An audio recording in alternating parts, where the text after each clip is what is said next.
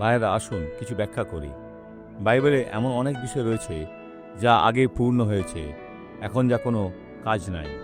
যেসায়া ৬৪:১২ পদে ভাববাদী বলেছেন, হে সদাপ্রভু, এই সকল দেখিয়াও তুমি ক্ষান্ত থাকিবে? তুমি কি নীরব থাকিবে? ও আপনাদিগকে বিষম দুঃখ দিবে? না, শত্রু আপনার দুঃখ দিচ্ছে। যিশু যখন ক্রুশে ছিলেন তিনি বলেছেন, সমাপ্ত হইল, সেটা পূর্ণ হয়েছে। ভাইরা, আপনার আরোগ্যতার জন্য আর কিছু দরকার নাই। আপনার মুক্তির জন্য শত্রু আপনার জীবনের উপর ক্ষমতাকে হারিয়েছে। আজ আপনি বিজয়ী। বিশ্বাস করুন, কারণ ঈশ্বর আপনার সাথে কথা বলেছেন। বাইবেলে উল্লিখিত বিষয়গুলি আমরা শুধুমাত্র মুখপাত্র। এই ধন্য ব্যক্তিকে দেখুন। বোন, কি সমস্যা ছিল? আমার পায়ে ও মেরুদণ্ডে খুব যন্ত্রণা ছিল। আর এখন কেমন অনুভব করছেন? যন্ত্রণা চলে গেছে, আমি ভালো আছি।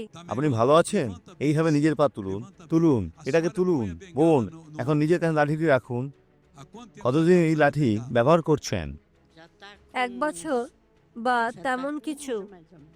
1 বছর? যিশুর নামে তাহলে স্বাভাবিকভাবে চলুন। এখন চলুন, ধারে চলুন। বোন, ঈশ্বর আপনাকে সুস্থ করেছেন। তিনি আপনাকে সুস্থ করেছেন। বোন, বিশ্বাস করুন। এখন মাঝখানে চলুন, মাঝখানে। বন্ধুরা, উনি ভালো মতন চলছেন। হচ্ছে, এটা দেখুন।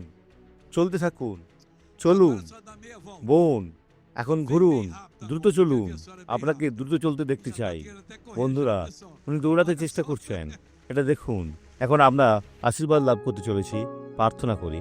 পিতা, যিশুর নামে এ ব্যক্তির জন্য আশীর্বাদ রাখা রয়েছে।